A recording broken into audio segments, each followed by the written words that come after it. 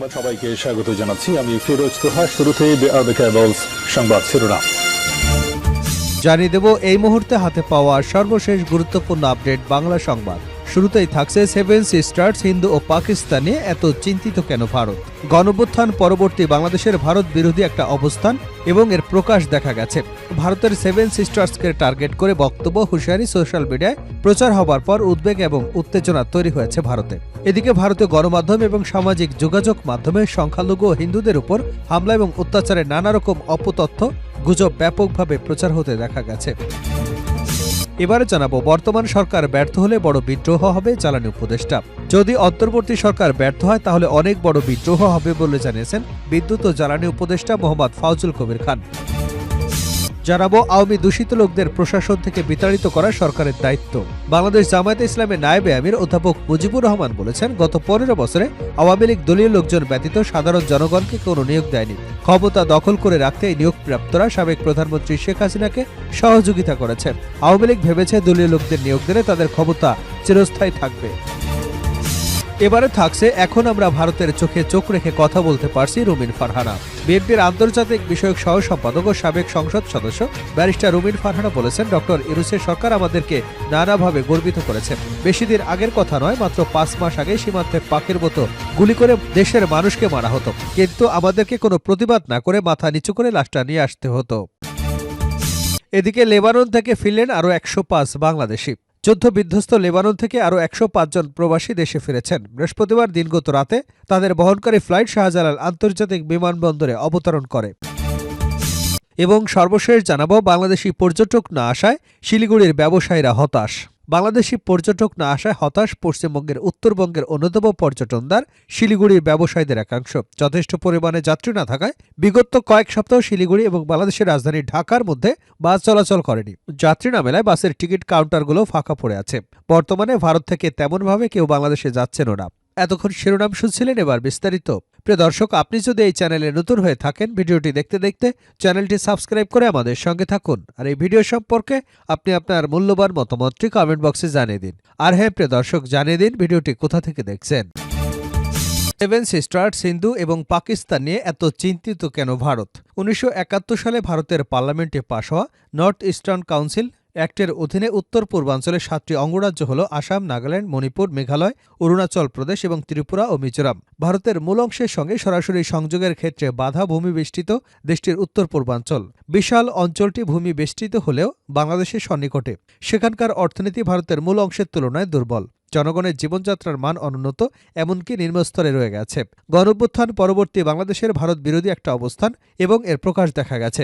ভারতের seven সিস্টার্সকে target করে বক্তব্য হুঁশিয়ারি সোশ্যাল মিডিয়ায় প্রচার হওয়ায় উদ্বেগ এবং উত্তেজনা তৈরি হয়েছে ভারতে। এদিকে ভারতীয় গণমাধ্যম এবং সামাজিক যোগাযোগ মাধ্যমে সংখ্যালঘু হিন্দুদের উপর হামলা, অত্যাচারের নানা রকম তথ্য উপাত্ত এবং গুজব ব্যাপকভাবে প্রচার হতে দেখা গেছে। তাছাড়া ত্রিপুরার আগরতলায় বাংলাদেশের সহকারী হাইকমিশন কার্যালয়ে হামলার পর ব্যাপক ক্ষোভ সৃষ্টি হয়েছে। ঢাকার বিভিন্ন রাজনৈতিক দল সংগঠন আলাদা আলাদা কর্মসূচি দিয়েছে, প্রতিবাদ বিক্ষোভ করেছে। এছাড়া বাংলাদেশের সঙ্গে পাকিস্তানের সম্পর্কের গতি প্রকৃতি ভারতের দৃষ্টি আকর্ষণ করেছে, কারণ বর্তমান সরকারের সময় পাকিস্তান থেকে সরাসরি পণ্যবাহী জাহাজ বাংলাদেশে এসেছে। ভারতের উদ্বেগ কোথায়? ভারতের ওপি জিন্দাল গ্লোবাল ইউনিভার্সিটিতে আন্তর্জাতিক সম্পর্কের অধ্যাপক শ্রীরাধা দত্ত বাংলাদেশ নিয়ে গবেষণা করেছেন বহু বছর ধরে। দত্ত বিবিসিকে অভ্যুত্থান পরবর্তী সরকার প্রসঙ্গে ভারতের ভাবনা কেমন সেটা তুলে ধরতে গিয়ে বলেন, from Indian point of view, interim government এটা তো একটা এক্সপেরিমেন্টাল গভর্নমেন্ট, এটা তো কনস্টিটিউশনালি ম্যান্ডেট না। তিনি বলেন, আমাদের একটা কমফোর্ট জোন তো ছিল, সেই কমফোর্ট জোনটা কোথাও তো মনে হচ্ছে সরে গেছে। আওয়ামী লীগ চলে যাওয়াতে আমাদের মেইন দুর্বলতা হচ্ছে যে আমাদের যে সিকিউরিটি কনসার্নগুলো অন্য কেউ বুঝবে কিনা সেটার একটা হিস্ট্রি আছে। ধরুন 2001 থেকে 2006 সেই সময়ের কথা বলছি। সেই সময়ে ভারত বাংলাদেশের মধ্যে যে সম্পর্কটা, সেটা আমি 30 বছরে বলবো সবচেয়ে খারাপ ছিল। দত্ত বলেন, সেটার অনেক কারণ, তার মধ্যে সবচেয়ে প্রবলেম ছিল violent activities, terror actors not only from within Bangladesh but only external power চেষ্টা করেছে, যেটা আমাদের কাছে ইনফরমেশন আছে। সরকার পতনের পর অভ্যন্তরীণকারী ছাত্র জনতা এবং বাংলাদেশের শীর্ষ পর্যায় থেকে ভারত যে বার্তা পেয়েছে সেটি নিয়ে তাদের অস্বস্তি রয়েছে। আওয়ামী লীগ সরকারের আগে ভারতের নর্থ ইস্টে ইনসার্জেন্ট অনেকগুলো ক্যাম্প তৈরি হয়েছিল উল্লেখ করে মিস দত্ত বলেন, একটা আশঙ্কা তো আছে। এছাড়া বাংলাদেশের সঙ্গে পাকিস্তানের সম্পর্কের গতি প্রকৃতি ভারতের দৃষ্টি আকর্ষণ করেছে, কারণ বর্তমান সরকারের সময় পাকিস্তান থেকে সরাসরি পণ্যবাহী জাহাজ বাংলাদেশে এসেছে। তিনি বলেন, যখন পাকিস্তান বাংলাদেশে নরমালি হচ্ছে। এছাড়া বাংলাদেশের সঙ্গে পাকিস্তানের সম্পর্কের গতি প্রকৃতি ভারতের দৃষ্টি আকর্ষণ করেছে, কারণ বর্তমান সরকারের সময় পাকিস্তান থেকে সরাসরি পণ্যবাহী জাহাজ বাংলাদেশে এসেছে। তিনি বলেন, যখন পাকিস্তান আবার বাংলাদেশে নরমালসি হচ্ছে, তার মানে আবার চেষ্টা করবে কে কি করে অ্যান্টি ইন্ডিয়া কিছু অ্যাক্টিভিটিস করা যায় থ্রু বাংলাদেশ, সেরকম একটা আশঙ্কা। তারপর কোথাও একটা রিপোর্ট এসেছিল যে সার্টেন একটা অ্যামিনেশন কেনার কথা পাকিস্তান থেকে, সেটা একটা আশঙ্কার জায়গা তৈরি হয়েছিল। তারপর আমরা দেখলাম যেটা ১০০ বছরে হয়নি, জিনার জন্মদিন সেলিব্রেট করেছে। পাকিস্তানের সঙ্গে বাংলাদেশের সম্পর্ক নিয়ে ভারতীয় গণমাধ্যম এবং সামাজিক যোগাযোগ মাধ্যমে ভিত্তিহীন তথ্য, নানান রকম গুজব ছড়াতে দেখা গেছে। বাংলাদেশের অভ্যুত্থানের পর থেকে ভারতীয় গণমাধ্যমে এবং সামাজিক যোগাযোগ মাধ্যমে সংখ্যালঘু হিন্দুদের উপর হামলা এবং অত্যাচারে নানা রকম তথ্য উপাত্ত গুজব ব্যাপকভাবে প্রচার হতে দেখা গেছে। শ্রীরাধা দত্ত বলেন, রাইট মেসেজ এই সিগন্যালই পাচ্ছি না যে ওখানে সবকিছু আন্ডার কন্ট্রোল, মানে কোথাও কেন যেন মনে হচ্ছে গভর্নমেন্ট ম্যানেজ করতে পারছে না। একই সঙ্গে কেউ যদি একটা বিবৃতি দেয় বা ভায়োলেন্সগুলো দেখানো হচ্ছে যে সেগুলো ঠিক না। আজকাল যেটা হয়েছে প্রবলেম, সোশ্যাল মিডিয়াতে তো বন্যা বয়ে যাচ্ছে চারিদিকে। তো দেশের মধ্যে সম্পর্কে টানাপোড়েন নিয়ে শ্রীরাধা দত্ত বলেন, ধর্ম নিয়ে যেটা চলছে সেটা খুবই স্পর্শকাতর। বর্তমান সরকার ব্যর্থ হলে বড় বিদ্রোহ হবে, জ্বালানি উপদেষ্টা। যদি অন্তর্বর্তী সরকার ব্যর্থ হয় তাহলে অনেক বড় বিদ্রোহ হবে বলে জানিয়েছেন বিদ্যুৎ জ্বালানি উপদেষ্টা মোহাম্মদ ফাউজুল কবির খান।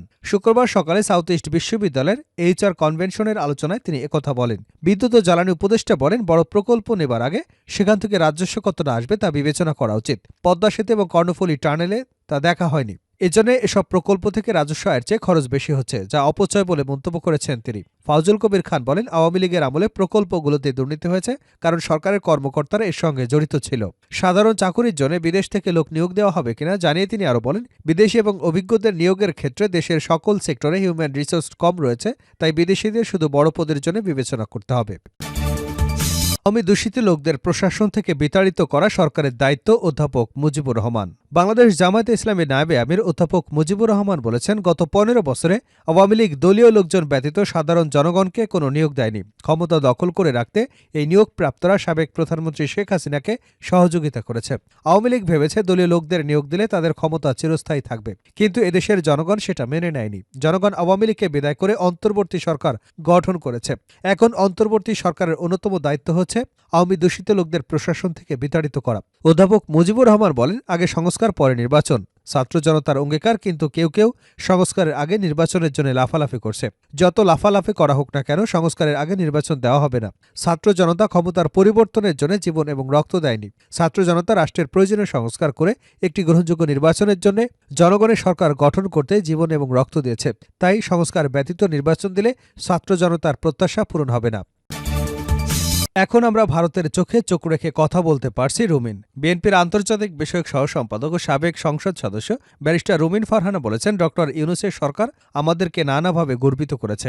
বেশি দিন আগের কথা নয়, মাত্র ৫ মাস আগেই সীমান্তে পাখির মতো গুলি করে মানুষকে মারত, কিন্তু আমাদেরকে কোনো প্রতিবাদ না করে মাথা নিচু করে লাশটা নিয়ে আসতে হতো। তিনি বলেছেন, তিস্তা প্রকল্প থেকে শুরু করে ফেনী নদীর পানি, ব্যবসা বাণিজ্য, ট্রানজিট সুবিধা সহ সবকিছু ভারতের মর্জিমতো হতো। কিন্তু এই সরকার আসবার পরে আমরা ভারতের সঙ্গে চোখে চোখ রেখে কথা বলতে পারছি। প্রণয় ভার্মাকে কল করতে পারছি, আমরা সারা কুককে ডেকে কথা বলতে পারছি।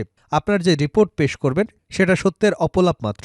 বাংলাদেশিদের বিষয়ে প্রতিবেশী দেশ ভারতের মনোভাবের কথা বলতে গিয়ে তিনি বলেন, বাংলাদেশের বিষয়ে সবসময় ভারতের বিজেপি, কংগ্রেস, তৃণমূল কংগ্রেস সহ যতগুলো দল রয়েছে তারা সবাই কিন্তু একসুরে কথা বলেছে। শেখ হাসিনা যখন পালিয়ে ভারতে গিয়ে আশ্রয় নেয়, তখন সে দেশের সব রাজনৈতিক দলগুলোকে একমতে আসতে দেখেছে। কেননা হাসিনার যদি এই বিপদে আশ্রয় দেওয়া না হয়, তাহলে ভবিষ্যতে কেউ এভাবে ভারতের আনুগত্য হবে না, যার ফলে ভারত রাষ্ট্রের স্বার্থে কিন্তু তাদের দেশের রাজনৈতিক দলগুলো একমত হয়েছে।